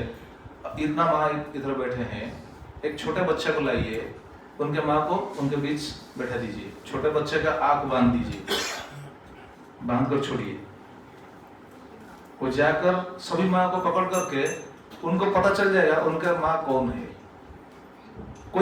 कोई माँ कुछ नहीं बोलेंगे, बस उनको खाली पुकारेंगे, ठीक है आओ आओ आओ। वो जिस माँ के पास जाएगा उनका मन, उनका जी नहीं लगेगा। लेकिन वो अपनी माँ के पास जब जाएगा, चला जाएगा, जब पकड़ लेगा उनको पता चल जाएगा हाँ ये मेरी माँ है कि नहीं? सही बात की नहीं? हाँ, तो उनको पता चल जाता है। लेकिन जो माँ अपने बच्चों को ऐसे प्रेम नहीं करते हैं, प्यार नहीं देते हैं, वो ठेला गाड़ी में लेते हैं, वो क्या करेंगे? उनका प्यार कैसा होगा? ये हमको शास्त्रों में शिक्षा मिलता है। शास्त्रों में से हमको शिक्षा मिलता है ना। एक बात सुनिए कि सही बात है। हमारा गुरुदेव ये बात बोलते हैं। अमेरिका गए थे प्रचार करने के लिए, अमेरिका गए थे प्रचार करने के लिए। एक घर में देखिए, वो वहाँ तो बहुत विदेश में तो बहुत सभी तो व्यस्त है, किसको फुर्सत नहीं है। आप लोग तो कम से कम भाग्यशाली, कम से कम इतना वक्त आकर इधर बैठते हैं, कथा सुनते हैं। लेकिन फिर भी कितना टाइट होता है ड्यूटी, आपको मालूम है। तो विदेश में एक व्यक्ति, एक दिन क्या हुआ, वो घर में थे, उनका बच्चा 8 साल का हो गया था। 8 साल का हो गया था। एक दिन वो जब जाग गया, जाकर देखा बेड पर एक आदमी लेटा हुआ है। बेड पर एक आदमी लेटा हुआ है। उनको देखकर हैरान हो गया, डर गया, अरे ये कौन है? छोटा बच्चा देखकर हैरान हो गया। पूछने लगा अपने माँ से, माँ हु इज दिस मैन? माँ को पूछने लगा हु इज दिस मैन? माँ बोला, अरे बेटा he is your father. Father, what do mean by father? मतलब देखो, वो पूछ रही थी अपने माँ से what do mean by father, मतलब फादर क्या है उनको पता नहीं। क्यों पता नहीं उनको? मतलब वो बेटा देखिए, जब छोटा था वो कभी भी पिताजी से उनको प्यार मिला नहीं। वो सोते समय ही पिताजी उठकर अपने कर्म क्षेत्र को चले जाते थे। जब कर्म क्षेत्र से वापस आते थे, वापस आते समय वो सो जाता था। तो ऐसा 7-8 साल बीत गया वहां तो बहुत अच्छा, कोई सोच सकता है ठीक है संडे को दिन नहीं, वो वहाँ एक ऐसा कहा जाता है सैटरडे फीवर, मालूम है ना? सैटरडे फीवर मतलब सैटरडे अगर हो गया तो सैटरडे फीवर लग जाता है। मतलब घर में नहीं रहेंगे, तो जाएंगे सो बाहर घूमेंगे फिरेंगे, बस खाएंगे पिएंगे, बस इधर भी ऐसा हो रहा है। मैं बोल रहा हूँ लोग उसमें, देखिए इधर तो होगा, बस ऐसा चलते हैं और क्या करेंगे, टाइम तो पास करना चाहिए ना। तो वो सैटरडे फीवर जाकर शराब फराब पीकर बिल्कुल, मतलब वो 8 साल तक वो बच्चों को देखा नहीं, बच्चों ने भी उनको देखा नहीं, उनका बच्चा उनको देखा नहीं। इसलिए पूछ रहे what is the mean by father. बच्चों को प्यार करना चाहिए, प्रेम से उनको खिलाना चाहिए। बच्चों को प्यार से खिलाना चाहिए, प्रेम से खिलाना चाहिए, तब वो पिता माता के प्रति उनका आसक्ति आएगा। नहीं तो वो भी पिता माता को जैसे हम ऑफिशियली उनको सेवा कर रहे हैं ना, वो भी आगे चलकर वो भी पिता माता की सेवा ऑफिशियली करेगा। ऑफिशियली सेवा मतलब मालूम है ना क्या? क्या ऑफिशियली सेवा का मतलब हार्ट में नहीं, दिल में नहीं, दिल से नहीं करना पड़ता है और सोचता रहेगा कि कब गुजर जाए, कब वो चला जाएगा, अच्छा होगा। इसलिए माँ ऐसे बच्चों को ऐसा प्यार देना चाहिए, पिताजी भी ऐसा प्यार देना चाहिए। पता है घर में ऐसा होता है, इधर होता है कि नहीं पता नहीं, लेकिन मैं जो अनुभव करके आया हूँ ये बात बता रहा हूँ।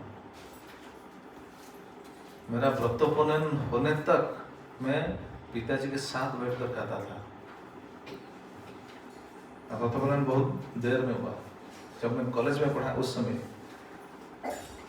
जब +2 में था उस समय मेरा व्रतोपनयन हुआ। उस समय तक मैं पिताजी के साथ बैठकर खाता था। इसे प्यार आता है, ये सही बात है। तो बच्चों को प्यार देना चाहिए ना।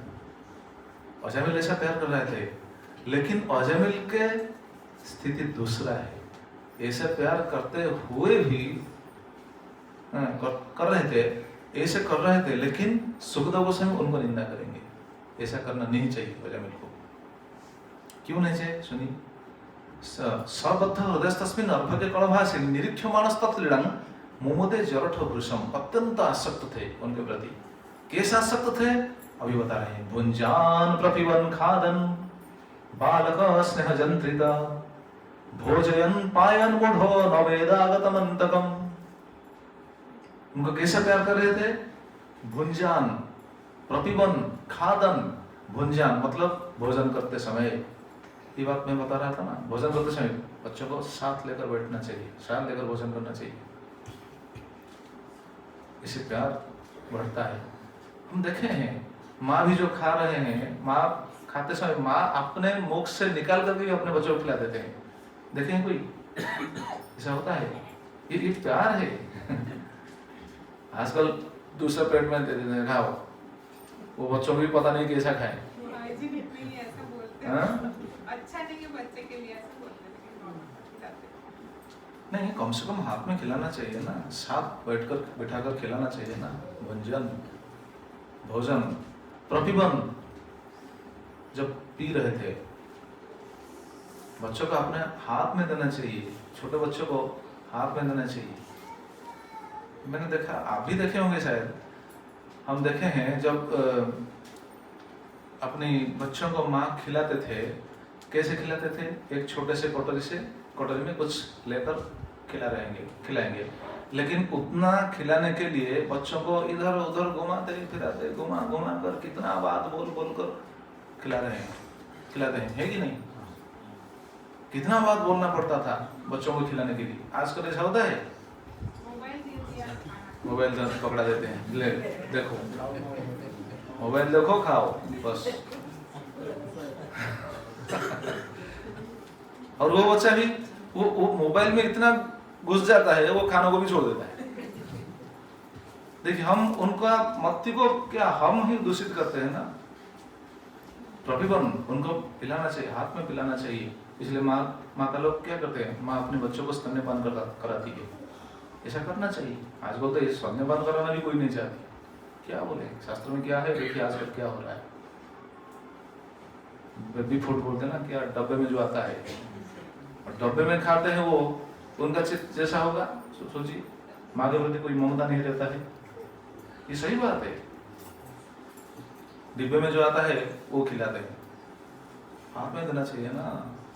पप्पू बोतल दे देते हैं, बस बोतल पकड़ते हुए सोता है। हाँ ठीक।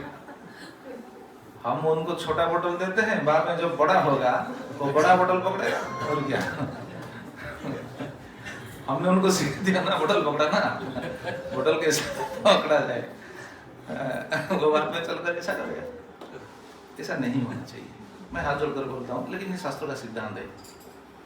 भुंजन प्रपिबन खादन खाते समय बालक स्नेह जंत्रित, बालक की स्नेह में एक यंत्र जैसा हो गया था जामिल। यंत्र मतलब यंत्र का कोई क्या बोलते हैं, नहीं यंत्र का कोई क्या बोलते हैं, स्वाधीन नहीं, यंत्र अपने आप नहीं चल सकता है। यंत्र को हम चलाने से वो चलेगा। जैसे इतना गाड़ी है, गाड़ी अपने आप चल सकता है क्या? नहीं, हम चलाएंगे तो चलेगा ना। ये यंत्र है, ये भी एक यंत्र है, मोबाइल ये यंत्र है, हम चलाते हैं इसलिए चलता है, अपने आप नहीं चलेगा। कोई सोच सकता है नहीं ऐसा भी कोई यंत्र है जो ऑटोमेटिक चलता है। अरे ऑटोमेटिक चलने के लिए भी उनको ऐसा इंस्टॉल किया गया है, तो इंस्टॉल प्रोग्राम ऐसा किया गया है जो करने वाला कुछ है ना, कोई है ना पीछे। तो यंत्र का अर्थ है वो अपने आप नहीं चल सकेगा, उनको कोई चलाता है। अजामिल ऐसा हो गया था, वो जैसा यंत्र हो गया था। मतलब चाबी दूसरा जगह पर था, अजामिल का चाबी था नारायण, नारायण के प्रेम से वो यंत्र जैसे हो गया था। और कैसे? भोजयन पायन मूढ़ नववेद आगतम अंतकम। भोजयन उनको खिलाते समय, पायन उनको पिलाते समय, वो ऐसा यंत्रबद्ध हो गया था। अच्छा, अभी तो हम सुने कि बच्चों को ऐसा लेकर खिलाना चाहिए, पिलाना चाहिए, साथ रखना चाहिए, सब कुछ देना चाहिए, प्यार करना चाहिए, तो हम अभी सुने ना। तो अजामिल ऐसा कर रहे थे, लेकिन सुखदेव गोसाई अभी बोल रहे हैं क्या? मूढ़ो। मूढ़ो का मतलब क्या है?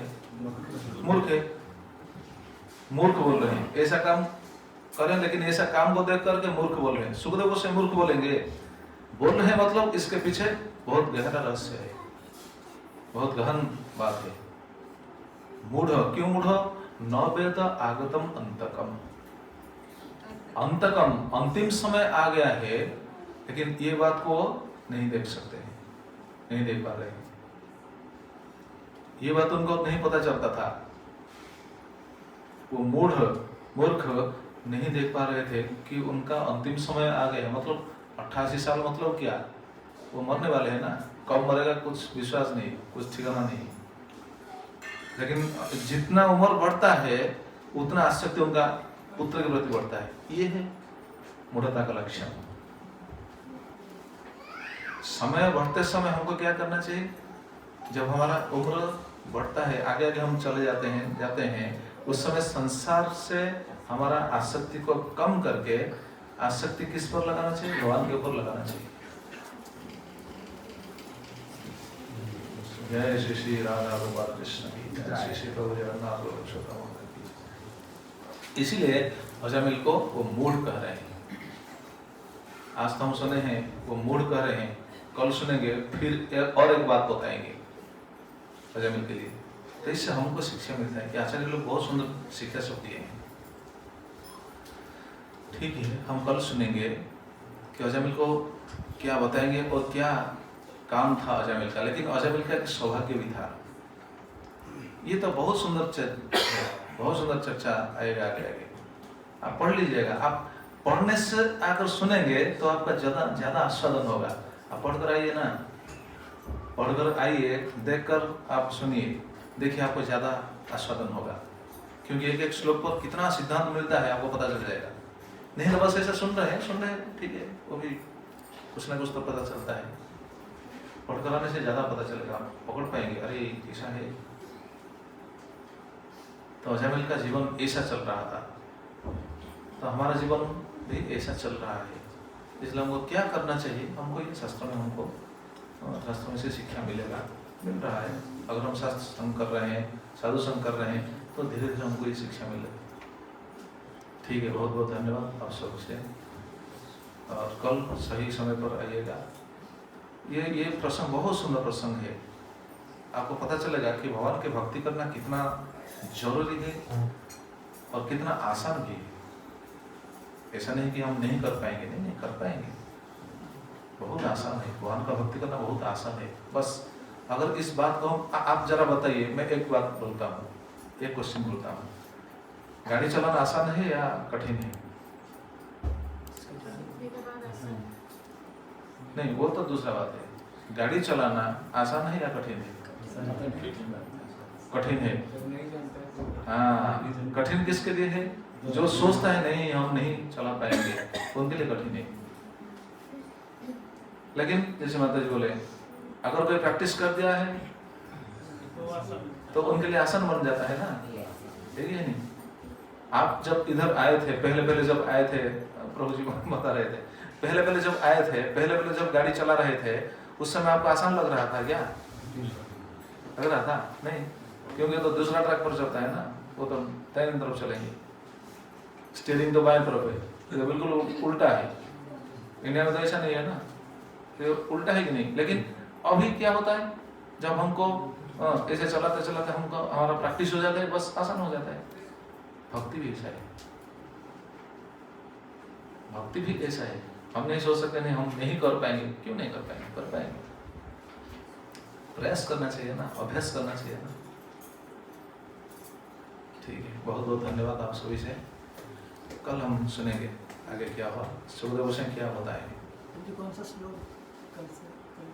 अच्छा ठीक है, बताता हूँ कौन सा श्लोक आज। हाँ जी, हाँ 26 तक गया है, 27 से कल शुरू होगा। 6th canto, 1st chapter, verse 27। हाँ इतिहास बताया गया है। हाँ कब का इतिहास है उसके बारे में? हाँ, मैं बोला ना वो बात लास्ट को बोलेंगे, ठीक है। आप पूछ लिए हैं तो सुन लीजिए। ये इतिहास मतलब ये कलयुग का इतिहास है, एक कलयुग का बात है। कौन सा कलयुग? इस कलयुग का नहीं, दूसरा कलयुग का। मतलब 4 युग बार बार आता है कि नहीं? जैसे 7 दिन, हफ्ता में जो 7 दिन आता है बार बार आता है कि नहीं? उसी तरह ये युग भी बार बार आता है। सत्य त्रेता द्वापर कलयुग युग बार बार आता है। तो कौन एक कलयुग था, किसी दूसरा कलयुग का ये बात था। तो ये जो इतिहास, इसलिए इतिहास बताते हैं, ठीक है। आप पूछ रहे, सुन लीजिए। ये इतिहास को सुन रहे थे, तो सुने थे सुखदेव गोस्वामी, सुने थे अगस्त्य मुनि से, तो बताएंगे आगे। मतलब लास्ट को तो आएगा, ठीक है। आप पूछ लिए, सुन लीजिए। अगस्त्य मुनि से सुने थे, और अगस्त्य मुनि जब शालिग्राम मालूम है ना, शालिग्राम अर्चन कर रहे थे, शालिग्राम अर्चन करते समय ये बात वो बता रहे थे, उनको बता दिया था। वो आगे बोलेंगे, आप देख सकते हैं। ये है 6:135, देखिए 6:335 शायद, देखिए। तो अगस्त्य मुनि ने उनको बताया था इसे, तो हमको लास्ट में ये पता चलेगा। इसलिए ये सही बात है, और हमको ये बिल्कुल विश्वास करते हुए भक्ति करना चाहिए। 6:335 देखिए लिखा गया है। इतिहासम इमं गुह्यं भगवान कुंभ संभव कथयामास मलय आसीन हरिम अर्चनम। हरिम अर्चनम, हरि के अर्चन करते समय ये बात उनको बताया था। कौन? अगस्त्य मुनि, कुंभ संभव अगस्त्य मुनि। किधर? मलय पर्वत पर। मलय पर्वत पर देखिए सुखदेव गोस्वामी ये बात बता रहे हैं, ये भी बोल रहे हैं नहीं मैं ये नहीं कर रहा हूँ, ये भी साधु लोग कहते हैं, और ये सही बात है। इतिहासं पुरातनम, मतलब परंपरा को स्थापित करते हैं, कोई अपने मन से नहीं कह सकता है। जो भी शास्त्र में जितना भी सिद्धांत है, सब कुछ है, हमको मिलता है, वो अपने मन की बात नहीं बता रहे हैं, वो भगवान की बात बताते हैं। और जो बताते हैं, अगर कोई मन से बोलता है तो ये भी पकड़ लेना चाहिए, वो जो भी बोलता है वो भी किसी साधु से सुना है। सभी का शौक तो भगवान ही है, भगवान से सब आता है। तो भगवान की भक्ति के बारे में आगे हम सुनेंगे, लेकिन ये कलयुग का बात है, दूसरा कलयुग का बात है, ठीक है।